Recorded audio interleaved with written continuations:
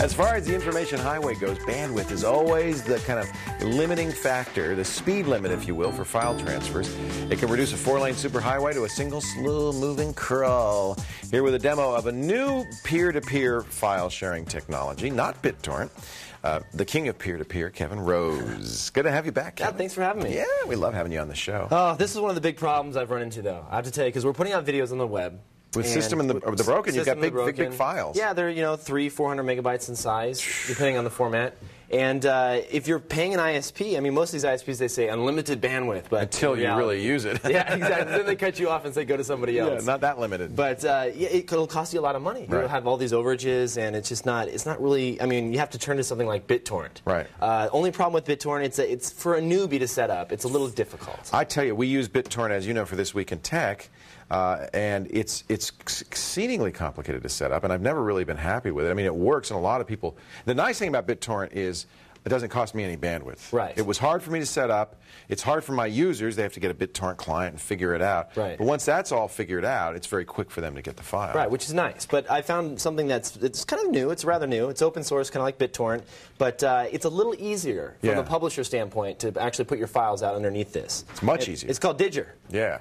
This is it right here. It's very easy to do. All you have to do is, once you have your file, whether it be a movie, an MP3, no matter what it is, one of your podcasts, you just simply put a URL in front of that file. So dijjer.org/git/ and then whatever the URL is to your file. So you kind of modify the link on your site. Right, and then that's all you have to do. And then what happens is, let's say someone was trying to download This Week in Tech, is if they don't have the client installed, they're pushed to this page right here.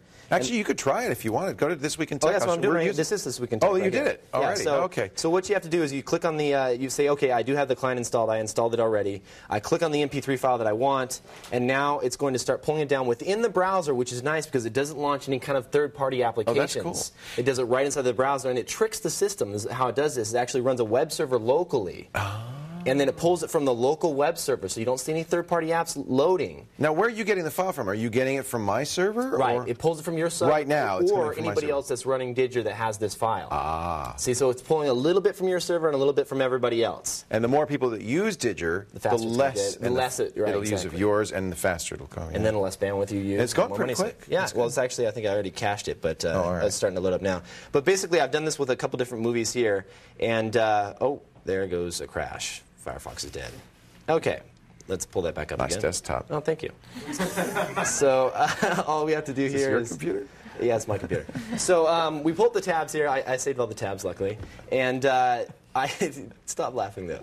So you can see I have a bunch of different movies loading up, and it's pulling them all down in real time. And the nice thing is, well... You're doing this a bunch of files now? Well, I had like no wonder you crashed Firefox. I know. I was trying to... It was going to be a good demo. There was going to be like 5 or 6 5 movies all at once. On. Yeah. But all you have to do is you can pull up the local browser. This is the main problem, the main complaint that people have with this is there's no real way to see what's going on behind the scenes. Well, as a content provider, that's my problem, is I don't know who's using Dijjer. We offered the last This Week in Tech, and I'll probably continue to do that. We did episode 6 that way and episode 17, but I had no way of knowing who was using it. You can't tell how many people are downloading it, how many people are using it at any given time. So from a publisher standpoint, like, is this really working? Is it really... That's the real thing. Yeah, it's silent. You don't know how many people are using it. Right. So hopefully they'll fix that. My computer's completely dead now. I'd show you more. But you can pull up an admin interface, like the local server interface, and it'll show you which files you've downloaded, what files you're currently seeding to other people. So when you're running Dijjer, you're helping other people out by offering them copies of the files.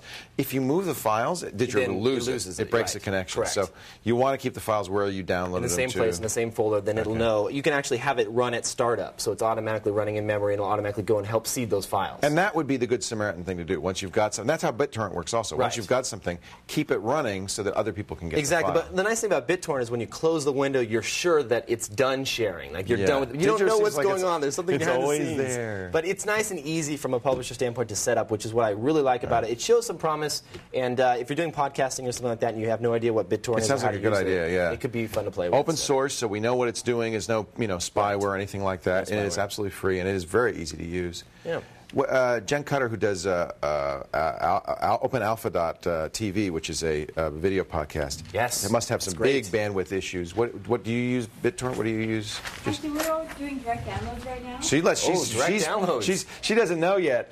We got to plug her site, so that would cost her a lot of money. Okay, everybody go. Let's see how much we can cost. This is actually a great short podcast, video podcast that is, I think, as good as any TV about gaming I've ever seen. It's OpenAlpha.tv. Yes. Now you're going to have to use Dijjer. You better set that up. we just broke her. Kevin Rose is the master of many technologies. You can find out about his other shows at thebroken.org or systmsystem.org without the E. Those are two great TV shows, and of course he's got plenty of bandwidth, so download many copies to give to your friends. And to find out more about, I guess you don't really have to with computers. One copy will do. That's right. Find out more about Dijjer, Dijjer.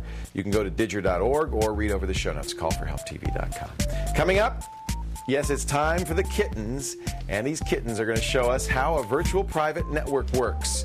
But first, before we do that, let's test your tech knowledge. One more chance to take our daily quiz. When did tungsten first appear in light bulbs? Was it 06, 26, 33, or my retinas? We'll be back with the answer right after this.